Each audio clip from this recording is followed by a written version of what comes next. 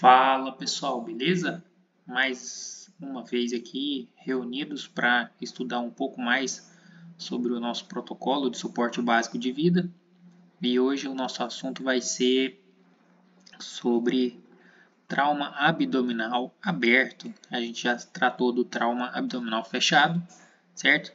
Então, só lembrando a vocês que se esse assunto fizer algum sentido para vocês, se for relevante, se acharem interessante compartilhar com alguém, então manda esse vídeo aí para quem vocês acham que é necessário. Divide essa informação aí com o máximo de pessoas possíveis. Vamos fortalecer a comunidade socorrista para quem é socorrista possa fazer um melhor atendimento aí sempre, beleza? Vamos multiplicar esse conhecimento. Então nós vamos começar aqui o assunto. Reconhecimento do trauma abdominal aberto. É uma lesão aberta no abdômen com mecanismo sugestivo. Então, às vezes, até o próximo assunto aqui vai explicar melhor. Ó. Como os causados por arma de fogo, arma branca, acidentes com veículos a motor, atropelamentos e outros, podendo apresentar exposição de vísceras. Exposição de vísceras. Então, às vezes um acidente de trabalho, mexendo com algum equipamento elétrico ou algum motor de alguma natureza, seja elétrico ou a combustão, pode acontecer um trauma abdominal aberto. Qual vai ser a conduta do socorrista nessa situação? Primeiro, sempre avaliar e priorizar a segurança no atendimento. O objeto ou a máquina que causou esse acidente, ou o agressor, no caso da arma de fogo ou arma branca, essa situação que causou o acidente ainda está presente, ainda está no local? Se estiver, tomar o máximo de cuidado possível e começar a atuar só quando houver segurança. 2.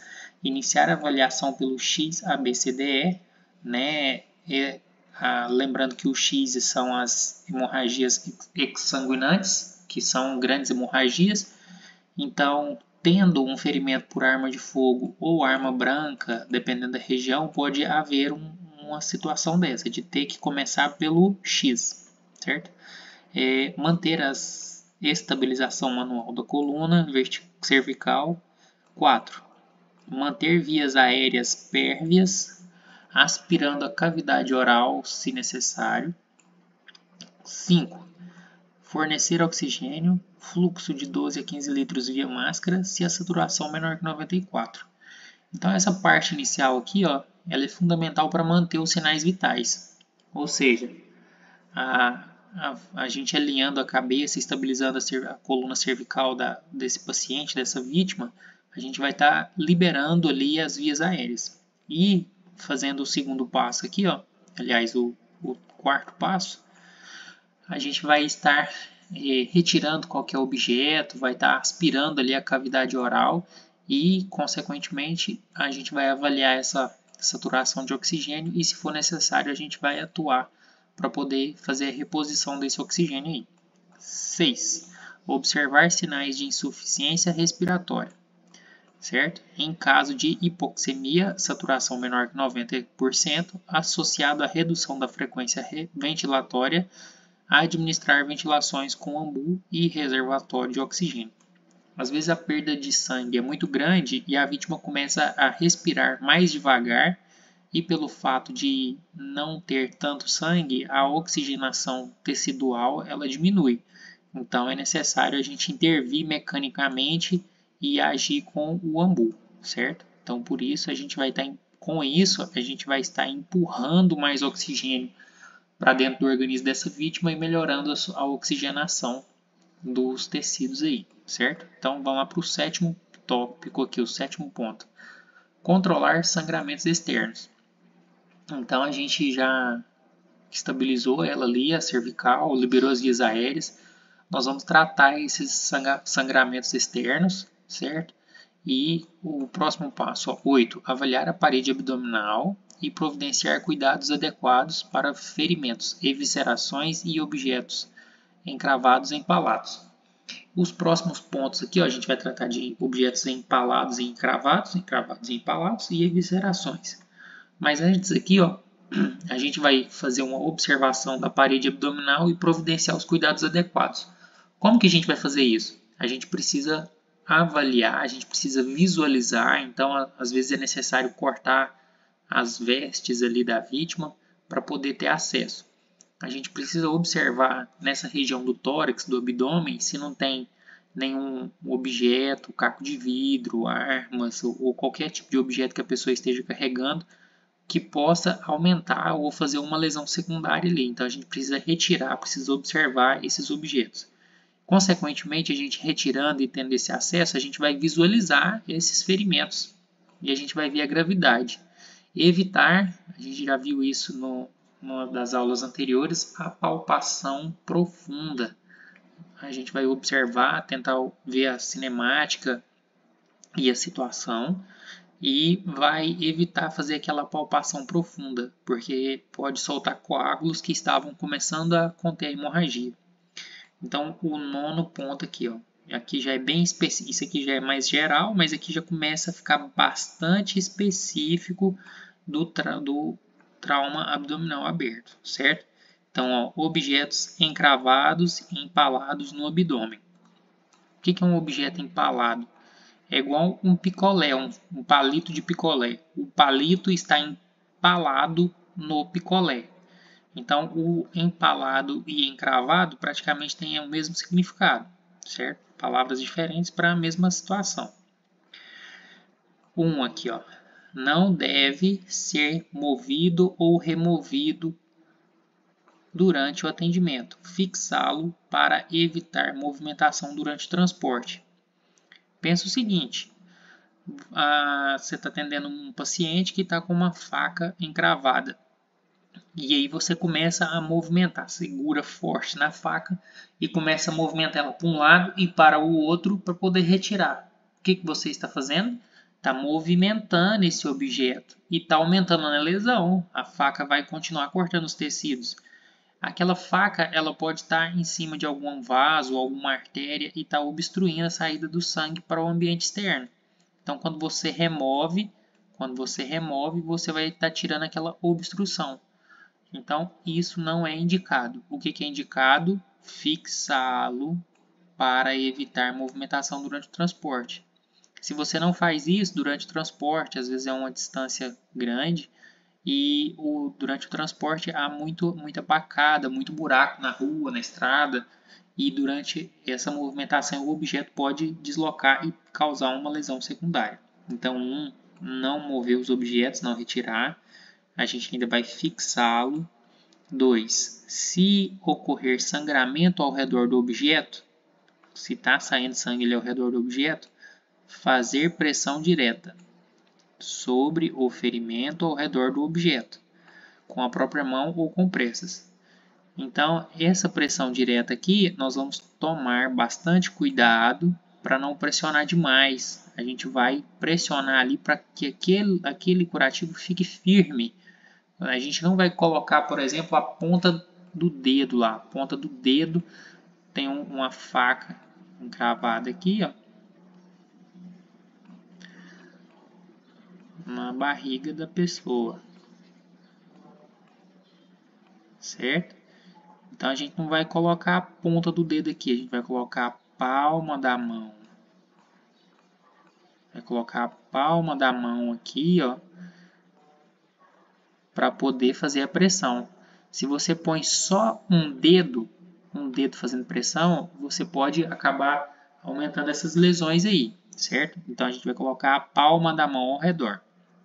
Eu estou falando a respeito dessa situação aqui, mas você pode imaginar um pedaço de ferro, um pedaço de madeira, um pedaço de arame, qualquer situação aqui. A faca é uma coisa fácil da gente visualizar, mas pode ser qualquer objeto. 3. Não apalpar o abdômen para evitar laceração das vísceras. Então, esse apalpar aqui, você não vai ficar afundando a mão lá, tentando examinar, não. Você já está vendo que há uma lesão ali. Então, você vai evitar, você não vai apalpar o abdômen. O próximo aqui, ó, o 10º passo, no caso de eviscerações. O que são as eviscerações? É quando as vísceras os órgãos do abdômen são lançados para fora do abdômen. A lesão é tão grande que esses órgãos vão sair ali da cavidade abdominal.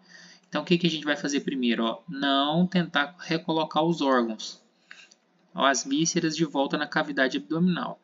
Por que a gente não vai fazer isso? Vamos supor que foi um acidente de trânsito, certo? O impacto foi muito grande, houve ali o rompimento da cavidade abdominal, da parede abdominal, e os órgãos saíram. Só que durante esse acidente, o para-brisa estourou, certo? Estourou e quebrou milhares de cacos de vidro e caiu em cima dessas vísceras aqui, ó. Como você empurra essas vísceras de volta para dentro da cavidade oral com um caco de vidro? Você não vai fazer isso. O médico precisa fazer essa avaliação para recolocar essas vísceras de forma adequada, higienizadas e tratadas, certo? Então, 2. Remover apenas objetos soltos.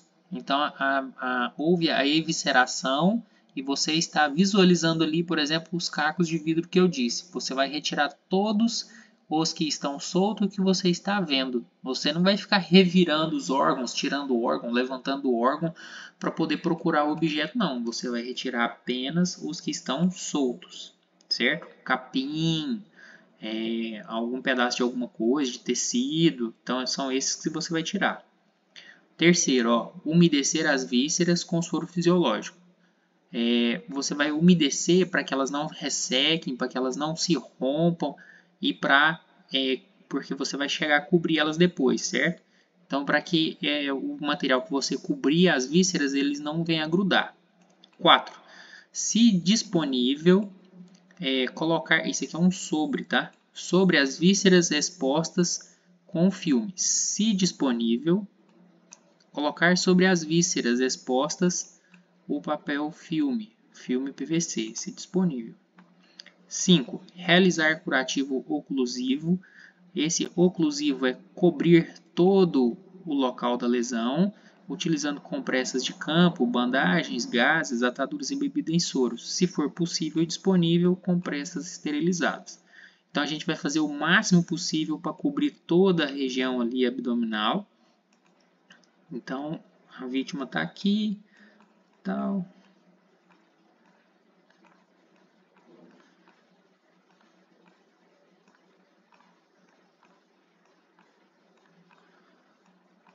Beleza? Então, quando a gente vai fazer o curativo, a gente vai cobrir toda a região abdominal. A gente não vai pegar só um pedacinho ali, não. Vai cobrir tudo, tá? Com as compressas, com gaze, com bandagem, com atadura. O melhor possível, assim, se tiver, aqui está falando, compressas esterilizadas, o melhor possível você vai usar. Se tiver bandagem, qualquer material esterilizado, você vai usar esse material e vai umedecer ele, vai umidificar ele com soro. 6. Se houver contraindicações, no caso de fraturas, manter as pernas, se não houver contraindicações, fraturas, manter as pernas da vítima flexionadas, fletidas. Fletidas é o mesmo que flexionadas durante o atendimento. Essa contraindicação aqui dessas fraturas, as fraturas são nas pernas, certo?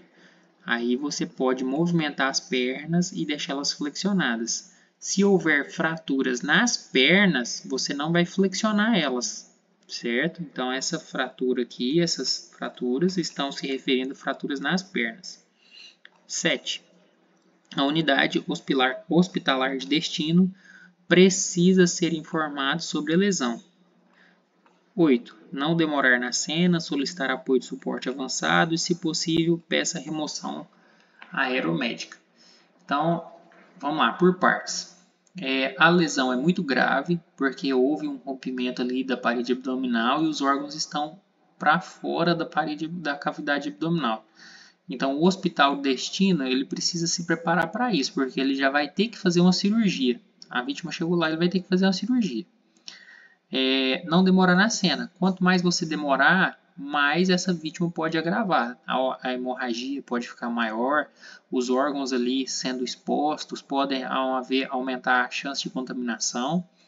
Quando disponível, você pode solicitar o suporte avançado. No caso do Corpo de Bombeiros, nas regiões metropolitanas tem o suporte avançado. Caso em unidades do interior, pode haver o suporte avançado do SAMU. Então, é necessário solicitar esse suporte do SAMU, o suporte avançado.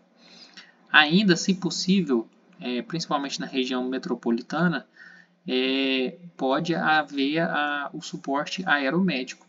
Então, às vezes o acidente é na rodovia e percebe-se que é possível ter um melhor atendimento solicitando suporte aéreo, pode acontecer de ser atendido dessa forma. 11.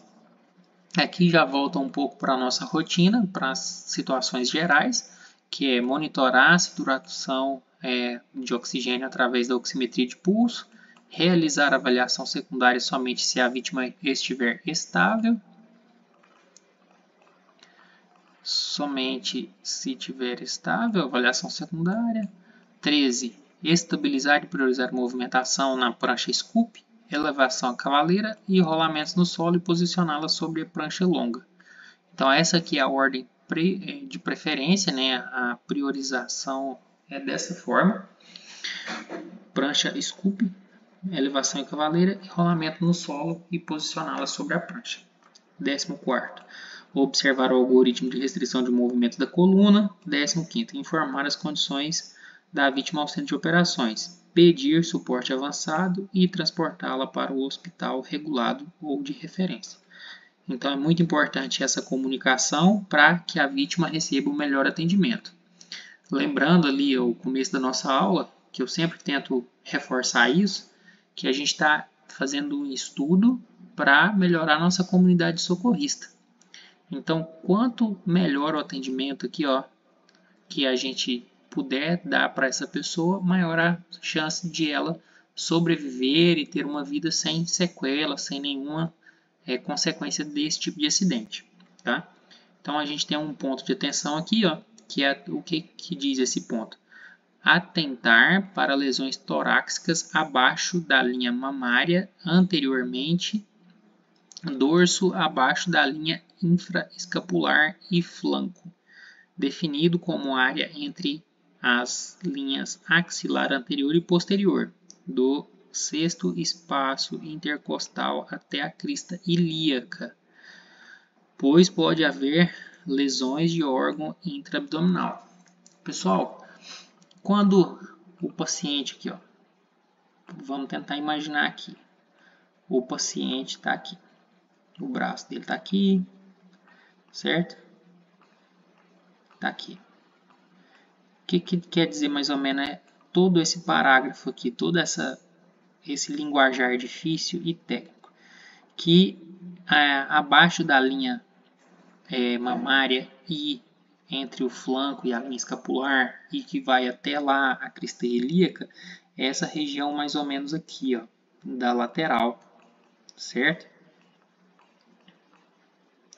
Eu vou pintar aqui, de uma outra cor, mas é essa região aqui que a gente tem que estar atento, porque essa região aqui, se houver alguma lesão, a pessoa está numa obra, cai um vergalhão nessa região, ela toma uma pancada ali, uma paulada, uma faca, alguma coisa pega nessa região aqui, pode haver lesão em órgãos internos. Então, tudo isso aqui está falando dessa região lateral aqui, tá? Abaixo da axila e vai até a crista ilíaca.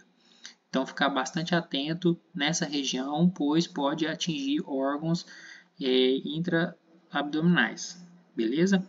Bom, dessa forma a gente fecha o trauma abdominal aberto e eu desejo a todos vocês uma excelente semana, um excelente dia, que todos vocês possam aproveitar bem aí o material para poder estudar e para poder multiplicar esse conhecimento.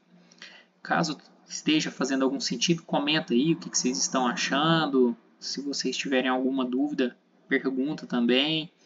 E se fizer sentido mais ainda em compartilhar, compartilhe esse material para poder ajudar mais socorristas, ajudar mais pessoas a entenderem o que o protocolo está dizendo.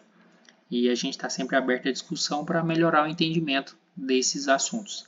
Então agradeço a todos vocês a atenção aí, fiquem todos com Deus, um excelente dia.